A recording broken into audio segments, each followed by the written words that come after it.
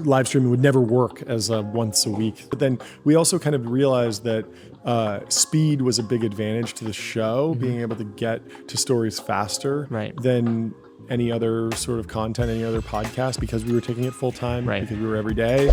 Hello, everybody. This is Tetsuro from Off Topic. I'm here at another episode of our interview series, and I'm super, super excited to be here at the TBPN offices at the TBPN Ultradome. The Ultradome, yes. Yeah, it's the Ultradome, the Temple of Technology. Yes. Right. The Fortress of Finance. The capital of capital. The capital of capital. You're correct. You have it memorized. And so thank you for having me today. Thanks for joining. Can you give a quick introduction about who you are and then what TBPN is? Yeah. My name is John Coogan, and I'm an entrepreneur. I graduated from college in 2012, studied economics, did a number of startups, eventually started creating content on YouTube, and then that grew into a live daily show about technology and business called TBPN. I'm the co-host with Jordy Hayes, who's in the other room. And we're live weekdays at 11 a.m. Pacific. We talk about AI, defense technology, crypto, anything in technology and business, anything in the Wall Street Journal or on x.com, the Everything app. How would you kind of describe yourselves? Because like some people say you're a reporter, some people say you're like next-gen media. Talk show host is probably the most, the best analogy. I don't have a journalism background. I don't think of myself as a journalist. I think myself much more as a commentator. I think there are a few different buckets that you can put media figures in. There are influencers who might be sharing their lifestyle. There are journalists who might be trying to fact find and then tell stories around that. There are analysts that are looking at data and trying to make a recommendation about a stock. I find myself much more in the camp of just a commentator, similar to some of the talking heads on TV of old. There's it's lighthearted. It's not too serious. It's a lot of hot takes, a lot of weaving through processing what the narrative is, usually secondary sourcing. So very rarely are we bringing a new fact to the show. Right. We're usually, there's an announcement from a company that generates a new fact, or there is an article in a traditional media outlet that then we are putting into extra context based on who we talk to. Right. But I think in the U.S., like commentary as entertainment is a very big business, right?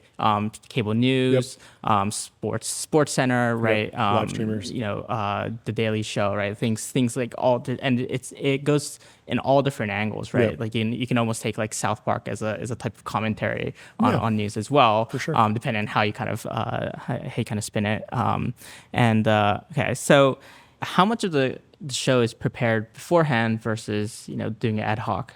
Yeah, my day starts at 5:30 in the morning, drive to the gym, work out, and I'm talking to Jordy, my co-host, about interesting topics, conversations that we've had. And then you print you have a printed copy of the Wall Street Journal. Printed copy of the Wall Street Journal and the Financial Times, actually. Read through those, scroll through X and find interesting posts, share those, screenshot them. And so by the time the show starts, I probably have around 100 pages of content to work through. And some of those could be a short, pithy post that you can't spend more than a minute lingering on. Right. Others might be a 5,000 word deep dive by the Wall Street Journal that's going to take 20 minutes just to read it, and then reacting to it's going to add another 20 minutes. And so pretty quickly we can build up to hours and hours of content. We basically never get through it all. And then we also have guests joining that serve to kind of break up the flow, add some different news. They bring us news. We react to that and contextualize the news more through talking to other analysts, talking to journalists, talking to direct sources like founders and investors who are doing the deals that make the news. But pretty much everything is prepared. But eventually we do have an active chat in the live stream. And sometimes they will put breaking news in the chat and we will say, oh, I have no idea this is happening right now. Let's pull it up on the show. That's not prepared. And then other times we'll just, one of us, while the other person's maybe reading an article, the other person will go kind of see if there's any new news, and then we'll be reacting to it in real time. And I know like you're very active, maybe even like during the show of like communicating with a bunch of folks, like DMing them. Like I got a DM from you during like the Figma config, right? And so like, and so I'm assuming like both of you are very active while you're not just commentating, you're actually looking for what's the next thing to talk about. Yeah, totally. I mean, I have a like a linear flow to the show that could run 3 to 4 hours, even if all of the guests dropped and all the Wi-Fi was down. I couldn't text anyone and there was no new news coming in. We could just do 3 hours and ship it like a podcast. Right. But that interactivity is part of the magic of being live. We've had situations where I've told a random story on the show, and then the person I was talking about found out that I talked about them on the show. They hop in the chat and I say, hey, come on the show, send them the link while we're on the show, and then they hop on and do a guest segment. And so that kind of circularity, that feedback loop is super unique to live streaming specifically. And it's something that's, I think we are just on the earliest stages of tapping into what that means in tech and business. There's been a variety of tech podcasts. There's been live streamers in politics, with folks like Hassan Piker and Destiny and those folks. And there's video gaming streamers, Ludwig and Shroud. And there's XQC and commentary and try not to laugh challenges that are filmed on live stream on Twitch. And then there's just gaming Twitch creators. There's political Twitch creators. But there has yet, that I'm aware of, been anyone who's really focused on tech and private markets in business, but through live streaming. Right. And so that feels like a new territory to explore, and it's been really interesting and fun. Right. I do want to kind of deep dive into that, because how did you kind of discover that to be the potential angle, right? Because I think a lot of people, I think the first episode is, I think you mentioned podcast. Yeah, recorded. Right? It was recorded. And obviously, like, there's been a big shift now of, like, obviously Mr. Beast was probably the biggest influencer. Now you would probably arguably say, like, Kai Cenat and Speed are, like, top two, and they're both streamers. And so, like, how did you kind of discover that, and why was this special? Yeah. So I'm obsessed with white spaces in media, areas and formats that are not being done. And sometimes that's entirely new things. I mean, Justin Kahn kind of created the idea of live streaming, right? It was very, very new. He was arguably too early to become a true live streamer, and then was also an entrepreneur. Yes, but there's, at least for us, there was fertile ground in finding like what is working in other categories, but it hasn't been done in tech and business. And that's why when we started our show, there were a lot of shows that were interview shows, one host, one guest, different guest every week. And that was kind of the standard format. We wanted to do something different. So we said, no guests, just us two every day or every week. And we kind of accelerated through that. But the decision to live stream was almost luck. I'd always had a thesis that live streaming could be big in tech and business, but it would take a long time because unlike in video gaming, if you are playing a video game all day long, you can't necessarily just go and work at a video game company and make a ton of money. Right. But if you are really on top of things in tech and business, you can probably go work for a big tech company. Ben Thompson, one of the greatest analysts of tech, was a product manager. Right. I believe he worked at Microsoft. Yes. And so he always had that opportunity. He had very high opportunity cost. He eventually built Stratechery to the point where it was worth it, and you couldn't get him to go back and work at Microsoft right now. I mean, maybe in the AI talent wars you could, but he makes plenty of money. He has a very great business. So he's an entrepreneur, a media entrepreneur. And I thought that it would always be very, very hard for someone to get going with live streaming because it's very slow at the beginning. It's very hard to establish that behavior of turning something on at a specific time and watching it live and communicating in the chat.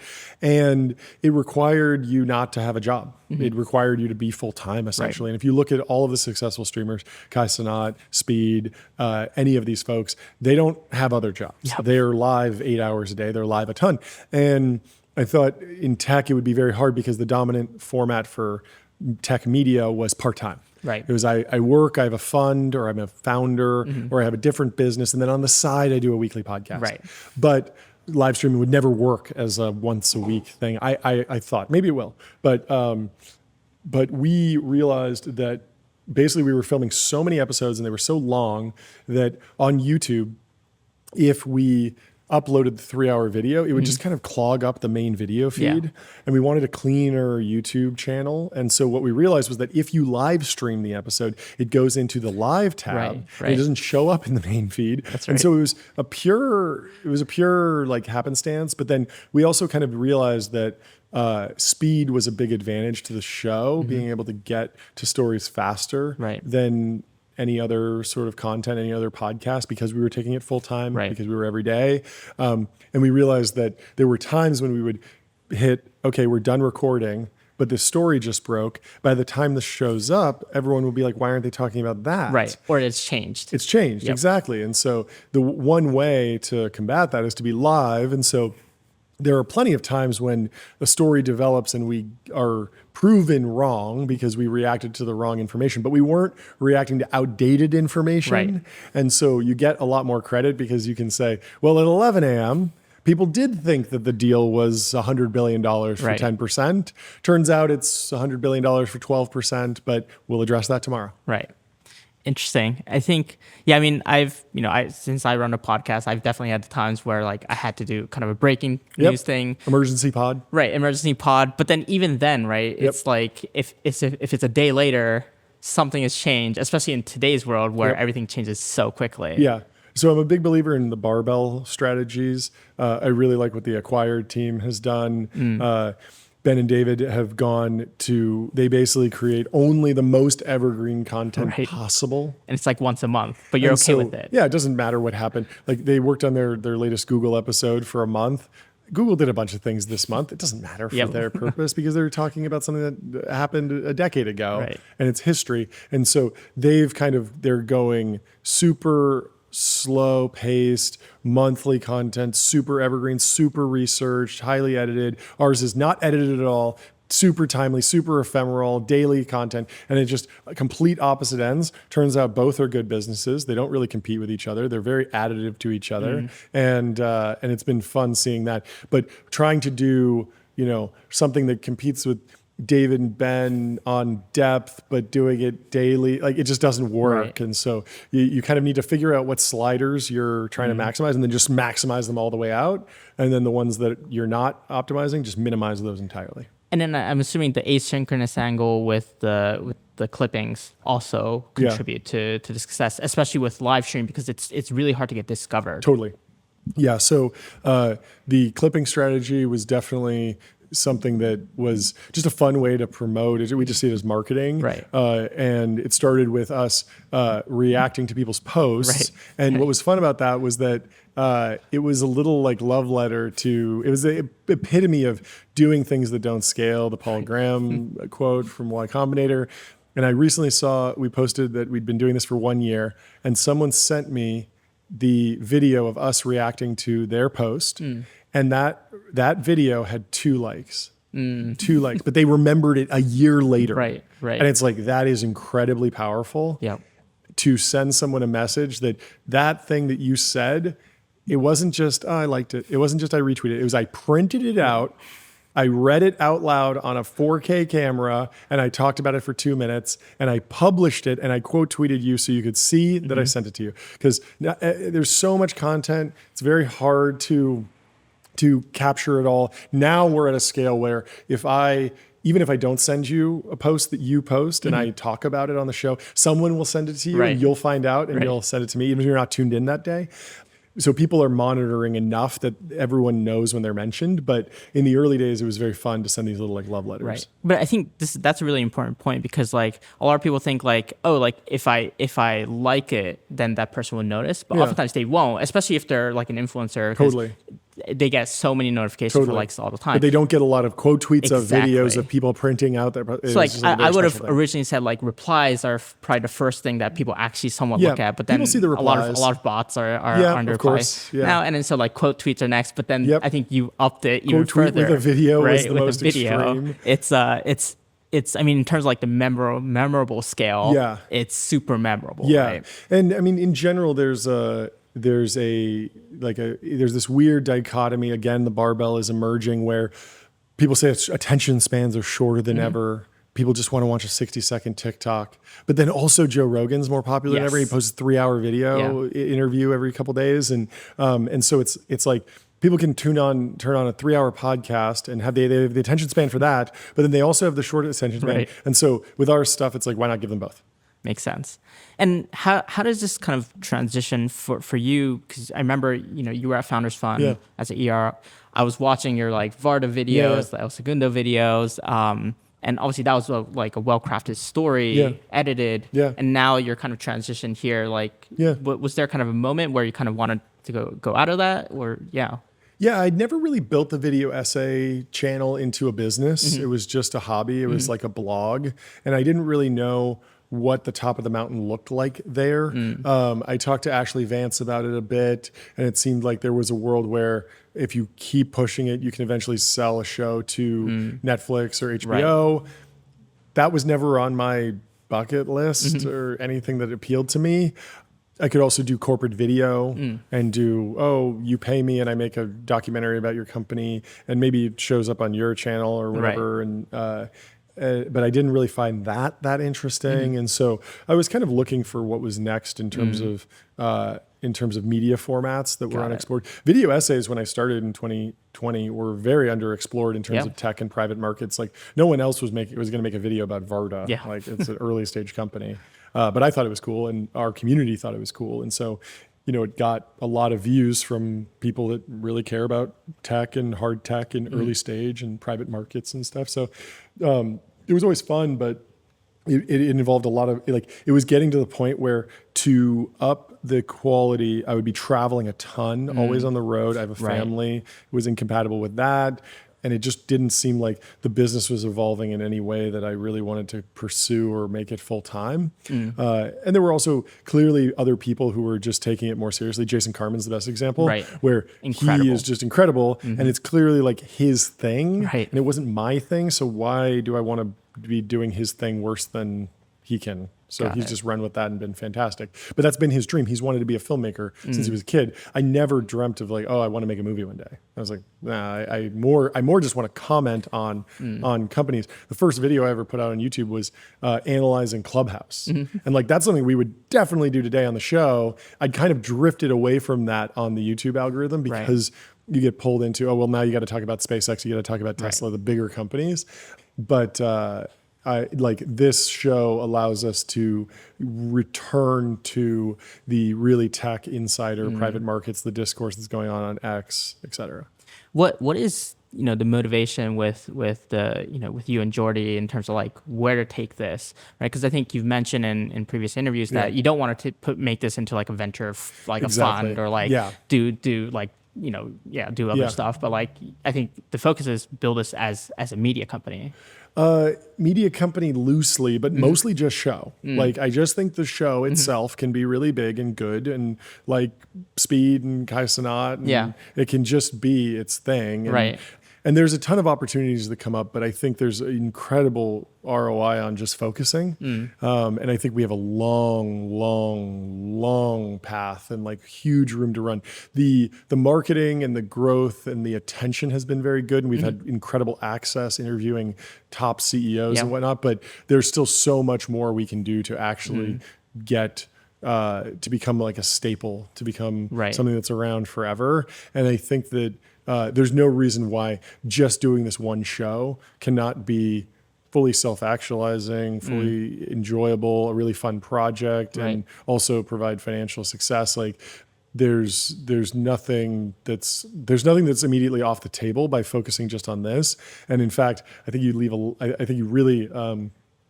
I see a lot of the media properties that were built into platforms or media companies as cautionary tales, something that I wouldn't want to do, something where it turns into a lot of talent management. So instead of just being on your show and growing your show and making it great, you wind up needing to recruit up and coming stars and you turn into a talent agent. And that's just not me. There's certainly people that are great at that. You can see what all sorts of people have done successfully, from Vox to BuzzFeed to Vice. Some of these companies have gone up and down, but BuzzFeed was probably started as Jonah Peretti's blog, but then eventually became he wasn't writing on it at all. He wasn't the main draw. Whereas Rogan has always been Rogan. And when a new creator comes up, like a Huberman or a Lex Friedman, they come on the show. They're kind of Rogan for AI or Rogan for health, or Jocko Willing might be Rogan for the military or something like that. But Rogan himself has never said come on my platform, work for Rogan Industries or something. It's just super friendly, mutual benefit. You come on my show, I come on your show. We promote each other, and we all win together. And maybe if I have an advertiser, I'll introduce you, vice versa. And I feel like that's a much more enjoyable life, and that's what we're kind of guiding towards. Interesting. And as opposed to the flip side, where you hire somebody, you're paying them, and then they're like, wait, I could just leave and start my own thing because I could just click create a new YouTube channel. So like they're going to leave, but then you're paying them 100% of what they're bringing in. So there's really no value to you, and you have this weird adversarial relationship instead of just being friendly. Right. Interesting. Because I would have assumed that, the next step, especially with, some of the content you're doing now with like, Dylan and like all these folks, it felt like another segment and like potentially like another kind of host, but I guess that's not the plan. Okay. Yeah, just the show. Very interesting. And then I think one of the other really interesting things about live streaming, especially in tech, is there's a lot of events. Right. And so we met during Figma Config, but like Y Combinator Demo Day, that's a super natural extension that I don't think anyone I think when everybody saw it, they're like, oh yeah, like that makes perfect sense. Totally. They just pitched. Why not come on the show right afterwards? And then with the Figma IPO, the Meta event as well. Was that kind of an inbound kind of thing, or was that kind of always part of the plan? Or definitely not part of the plan. I mean, we were planning to just be two people in a room with a podcast. Then we had a live show. Then we had guests. Then we had live events. Gary came to me. I think we were chatting or something, and he said, like, you guys should be a media partner for Y Combinator. Like, that sounds amazing and hilarious. And I got so many texts the first time we live streamed, like, I can't believe you're doing SportsCenter and YC Demo Day. This makes so much sense. It's fun. And I like Demo Day because it just keeps you super grounded in like what's actually happening at the early stage of entrepreneurship. I think it'd be very easy to get caught in just like only the Mag 7 the big conferences. And we will do those. But I feel like it's important to have both our Super Bowl and our NFL Combine. Both of those are important. Draft Day is also a tentpole event as opposed to just the All-Star game. And so I hope that we can continue to do both, but it is a huge tension and drag on the team to lift the whole studio. And so we might do more things here for certain events. We'll probably be doing about one a month, and that seems like a good cadence, but they do bunch up. All the tech companies love to have their conferences right next to each other. So it's possible that like an entire month is spent on the road at some point, but we are getting better at just dropping in, setting up. We have our step and repeat stored at Y Combinator, so we can just show up. It's pretty easy. It's getting easier, and I think we'll keep developing that playbook. But I like this blend of where we might be talking to one of the most successful CEO founders in the world, but we're also like totally excited about talking to some high school dropout who just is building an AI company and is super excited and could be the next person. And I think that that's a very interesting dynamic, that it redefines what our market is, because there are other shows that only want to focus on the big tech CEOs or the public company CEOs. And so, they would like to do tech, but then they'll also do big oil or something or like healthcare. And for us, it's like Silicon Valley is both Mark Zuckerberg at Meta Connect, but it's also Y Combinator, and those are deeply linked in a way that I think is not familiar to some of the other media properties or some of the other shows that have just carved out a very different niche, and their viewers just wouldn't care about Y Combinator, but our viewers would. Got it. And then in terms of like actually building the show, one of obviously the unique aspects or the memorable aspects of TBPN is the gong. And then, sound effects. There's it's funny, but it's also somewhat ritualistic. Totally. Right. And I'm assuming you're doing that on purpose to an extent, at least. A lot of it starts just as like funny jokes. Wouldn't it be funny if we had a soundboard? Wouldn't it be funny if we did this? But a lot of it has a deep heritage once you actually dig in and think about it rationally. So wearing the suits, this was ironic because tech people typically don't wear suits. And so it was funny to put on a suit for the show. But then, of course, when we go to interview a really important CEO, they might actually be in a suit. They might be more comfortable talking to someone in a suit who is not going to make them look bad, because it is a professional interview, and we can turn that on in just a second. And we can turn off the jokes much easier than we can be like in t-shirts and then all of a sudden be like, oh, now we're serious. Right. And the same thing with the soundboard. I mean, many talk shows have live bands, but when somebody makes a joke, the soundboard kind of replaces that. Also, every streamer has a soundboard. Yes. And this is like actually a very old thing. It's just like, it's only new in like tech and private markets. Right. And you haven't seen it or heard it on a tech show before.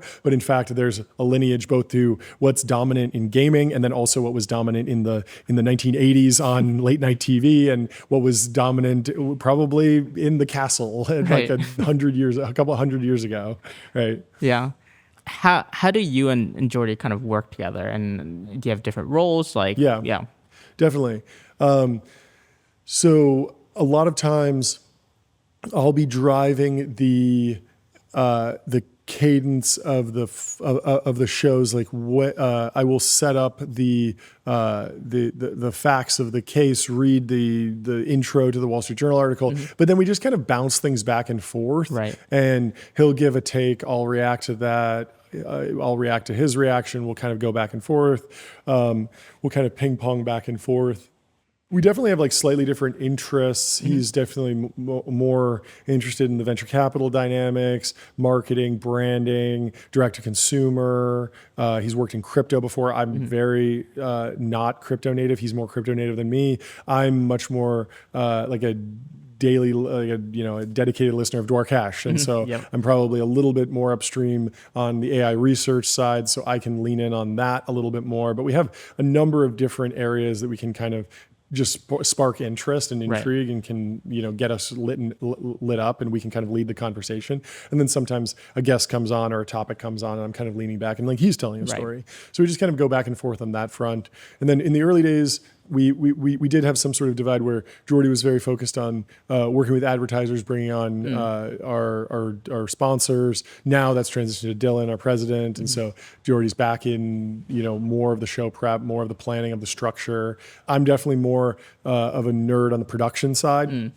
So figuring out what cameras, microphones, lenses we're using, all that stuff really animates me. Jordy's more focused on the distribution side. Right. How are the captions being implemented? How are the clips being formatted? How much context are we adding? All of that stuff. And then also, I think Jordy has more ideas per minute on the stunt side, and like the merch was his idea, right? Even the naming, the branding. Name. Yeah. He came up with the Technology Brothers name. He came up with the TBPN name. He was like, we need good handles. We need a good .com. Right. For me, I would have been fine with like the John and Jordy Show podcast.net. And I wouldn't have thought about it. He thinks that there's incredible value to having tbpn.com. Right. And I think he's 100% right on that. And he's convinced me of that. But that was something that he led on.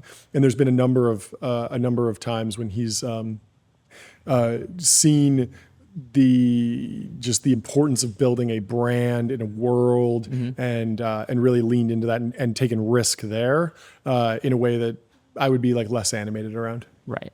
And then how did you kind of know that, Jordy was, the one to work with, right? Like, it's a great question. Yeah. So I had this suspicion that doing a show with just one co-host, two people, no guests, reacting to posts, talking about the news, very unscripted, very casual, where you get to know the two hosts. I'd seen that in other categories, and I thought it was a very powerful format that was underutilized in tech. And so I'd actually done test episodes. I pitched David Senra on doing it with me. He was like, "What do I know about news?" I saw his picture in the Ultradome. Yeah, he's 100% responsible for all of this. He's the true man behind the curtain.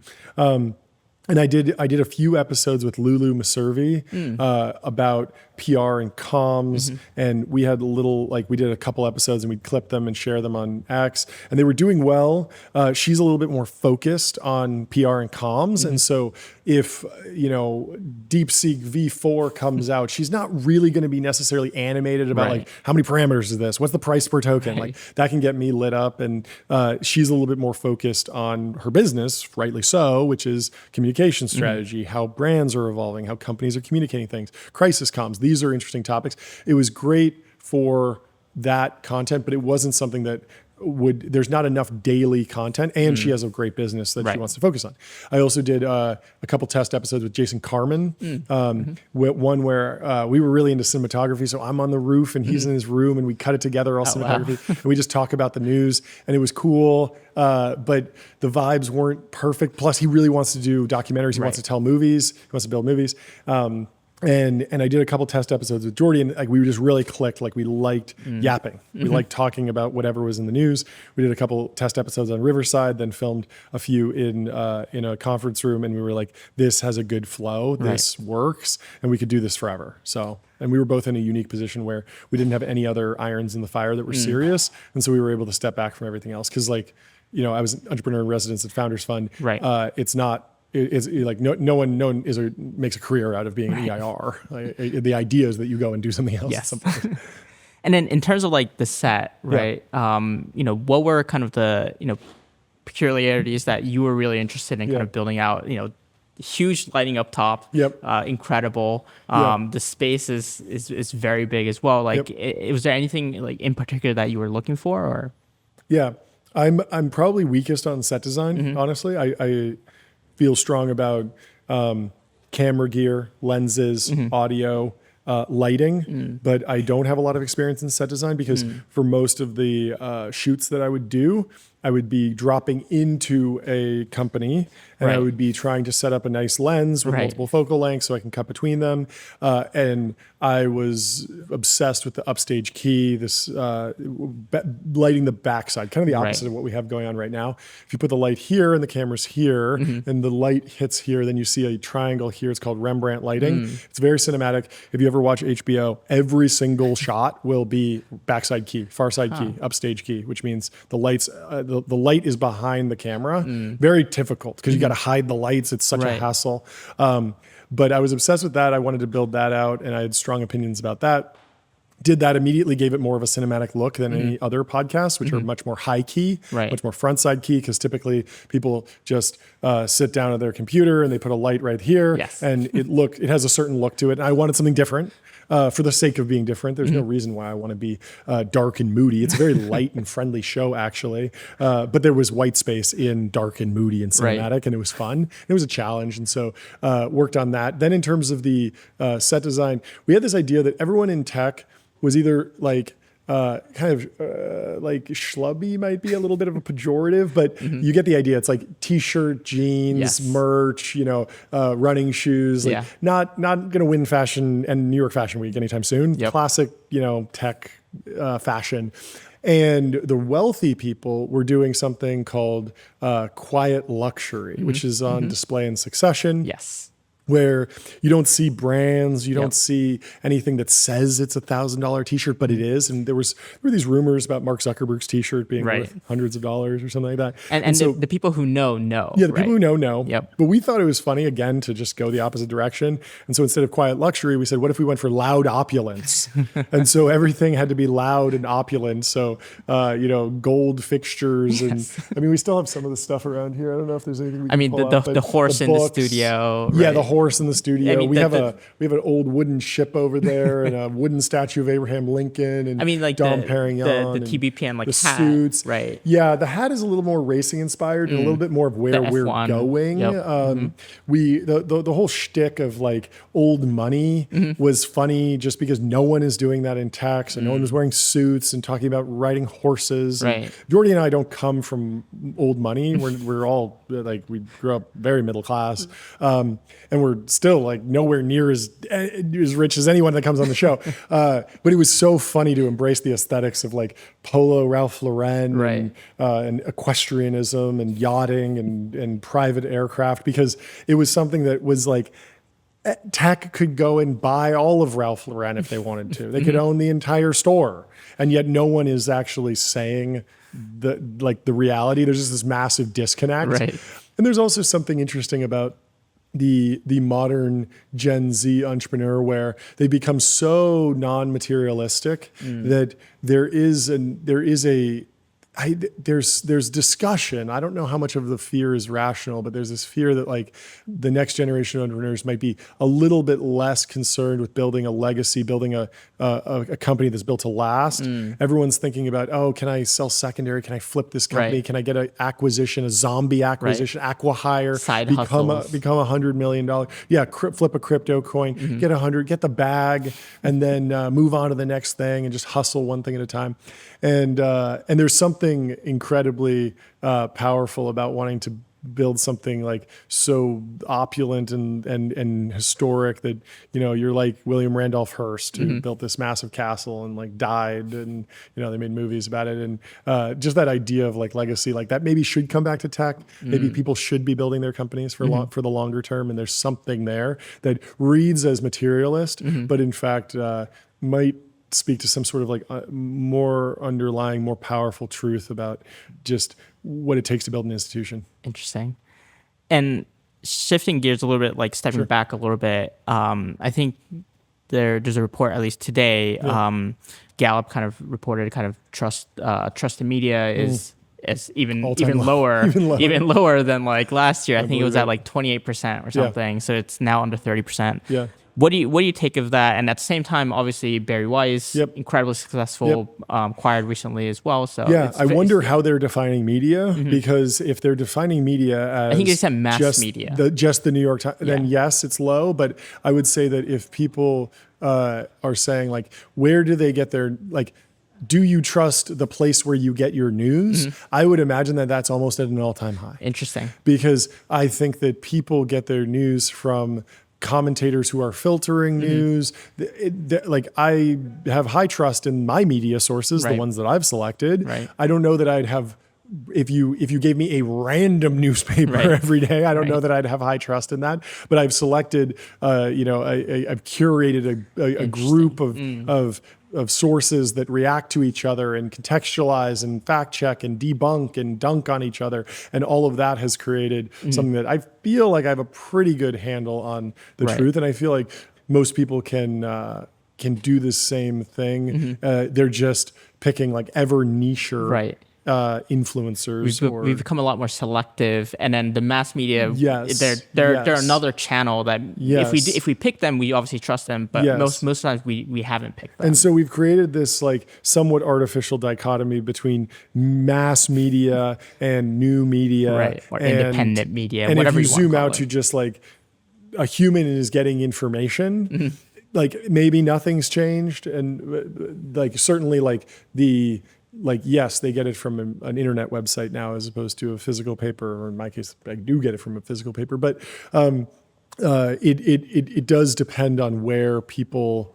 I think it's a little bit of an artificial read on people's satisfaction with obtaining information. Got it.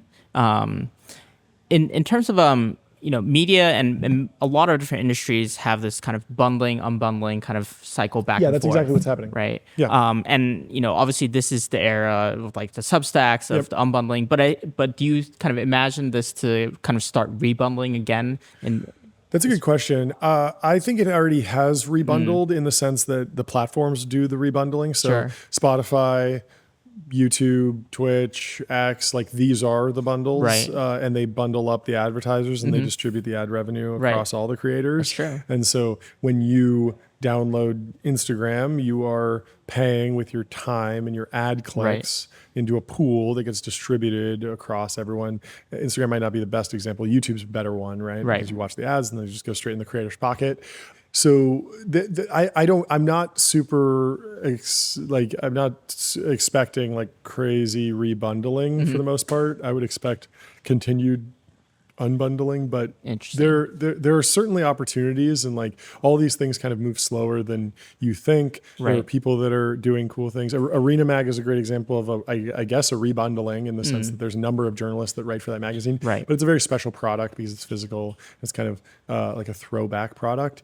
But in general, I think the barrier to actually running your own show independently and having your only major counterparties be the major platforms is fine and will continue to be the trend. Got it. And it's so if you're kind of imagining kind of the YouTubes, like the big platforms to be the big bundles, is there any way to kind of unbundle from there? Because they've gathered so much attention. Well, it is this barbell effect. So it's like you have an individual creator who has a laptop and can make a video that goes viral, and YouTube just automatically sends them a check. And so you have the individual creator who's like, creating the content by themselves essentially, and the talent is purely isolated from all other talent. And then at the extreme end you have the platforms. And so my belief has always been you want to be in one of the two camps and not in the middle, because the middle is just constantly getting squeezed, because all your best people are saying, I'll just go be an independent creator. See Johnny Harris spinning out, Cleo Abrams spinning out, the Try Guys, Hamilton Morris. Like I could name 25 people that now have successful individual creator businesses that make probably millions of dollars a year, who are no longer tied to some middleman packager. But then simultaneously owning Meta, owning Spotify, owning Netflix, owning YouTube. Like these are fantastic assets. And if you owned either of these, you did quite well. But if you were in the middle, I feel like it was a lot of headache and maybe not as much financial return as people would like.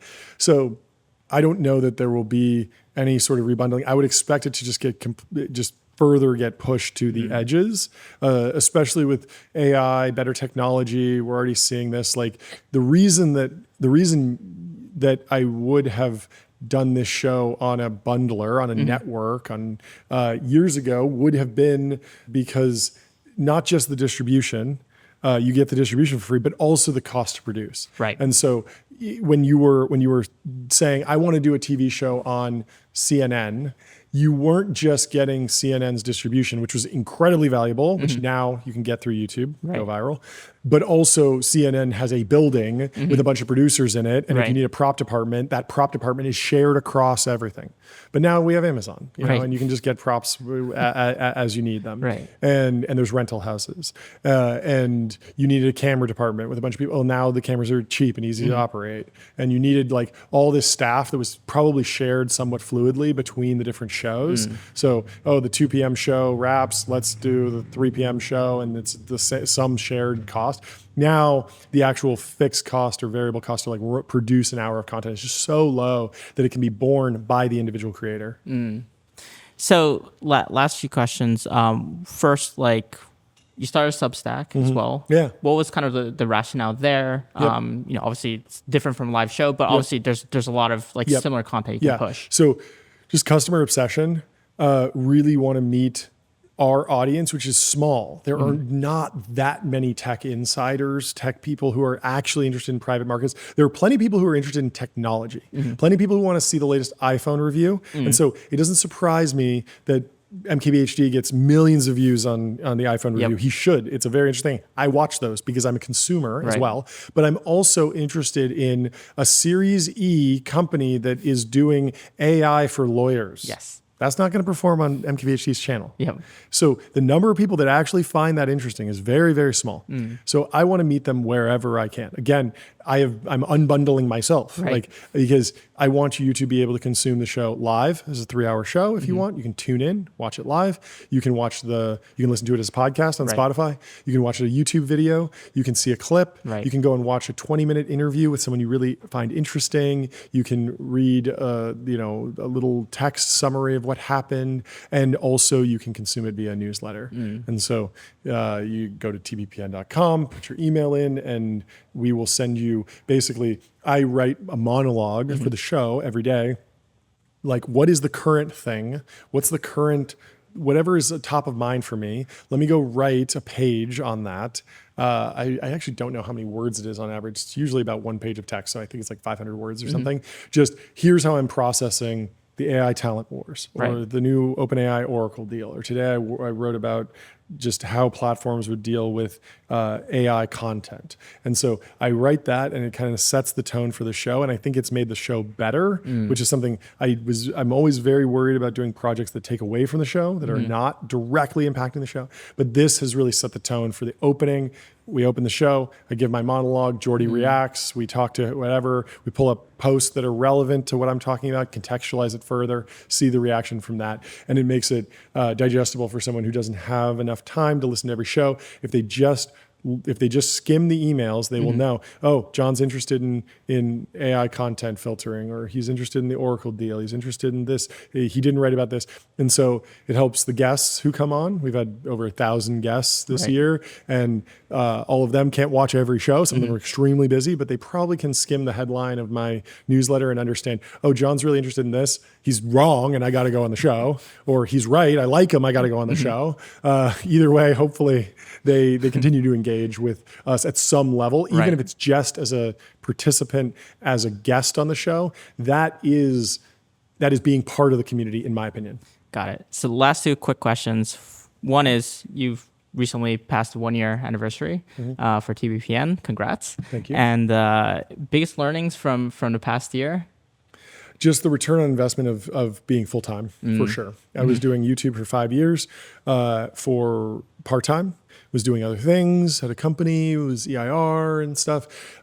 And the channel was successful. It was getting millions of views every month, 500,000 subscribers, lots of good feedback, but it was never a moment. It was never a thing. It was never important in the community. It never started a conversation, really. I don't think I ever started a conversation, really. And with this show, yeah, it felt people enjoyed it, but it just didn't look serious because it wasn't serious, right? It was part-time. Right. And so by going full-time on this, I feel like we've been able to unlock so many different new things that have really helped compound. It's become a much better business. And it's also, I think, hopefully been more impactful in the sense that we help people really understand what's going on in tech, and we start conversations in tech and debates, and all of that happens here. Going back to David Senra, he gave Jordy and I the advice that we should take our show way more seriously. He listened to one of the first episodes, was like, you should do this full time. You should go full time on this. You should be working 80 hours a week on this. You should treat it like a startup. You should go all in.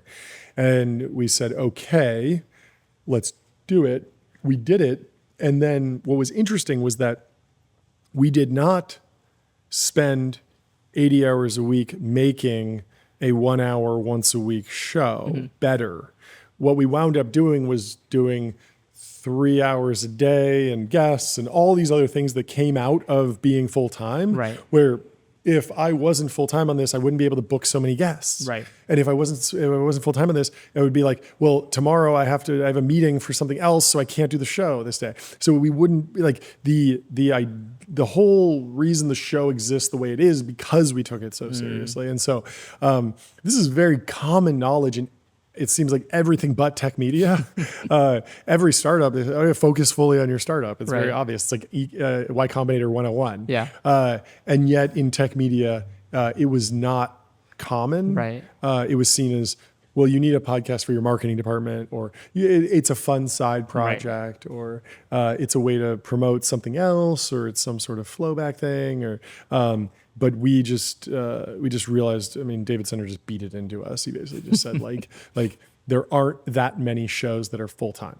And when we actually looked at the podcast charts, we were shocked by how few shows were actually full-time.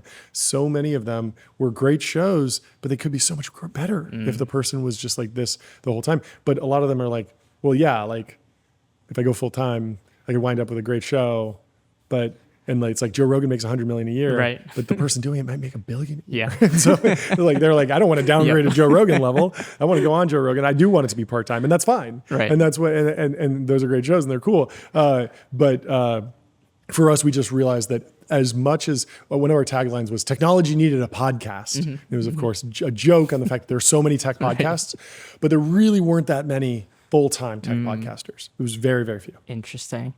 So last question, you consume a lot of different media, a lot of different content. What is either a piece of content or a book or whatever you want to choose that you keep coming back to? Keep coming back to? Or maybe there is. I mean, in terms of media, like my music playlist and Spotify are probably the stickiest of all of them, because it's like, if I listen to Blink 182 or something as a kid, that's just going to stick in my head forever. Right.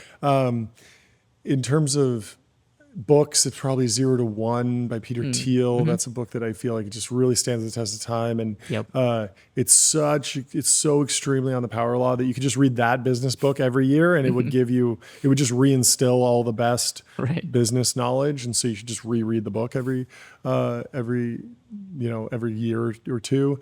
In terms of podcasts, I mean, podcasts move so fast that like I keep coming back to traditional tech really, but it's not like a reading over. Right. There's so much new stuff. It's really fun. DoorCash, semi-analysis. There's a ton of great stuff out there. Amazing. Well, John, thank you so much for spending time here, and hopefully, you guys will keep growing, keep making bigger stuff, and I'm excited to see what you guys do next. Thanks for having me. Thank you. This was great. Talk soon.